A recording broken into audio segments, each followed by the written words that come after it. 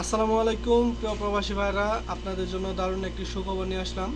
তো যারা মূলত 3 থেকে 4 দিন ধরে বাড়িতে বা বাংলাদেশে কথা বলতে পারতেছে না, তো তারা কিভাবে কথা বলবেন।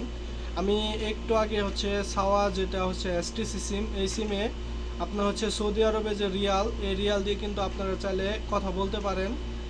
তো বাংলাদেশের যে কান্ট্রি কোডটা, এটা +880, এটা আপনার ফোনে ডায়াল প্যাডে লিখে তারপরে আপনার বাড়ির যে নাম্বারটা সেটা লিখবেন। সেটা লিখে তারপর সৌদি আরবের যে রিয়াল, এই রিয়াল দিয়ে আপনারা কল করেন। তো আপনারা কিন্তু এই রিয়াল দিয়ে কল করে চাইলে আপনারা বাড়িতে কথা বলতে পারেন। কারণ আমি একটু আগে কল করে কথা বললাম, এখন কিন্তু ক্লিয়ার আসতেছে। সম্ভবত নেটওয়ার্কটা একটু ওপেন করে দিয়েছে।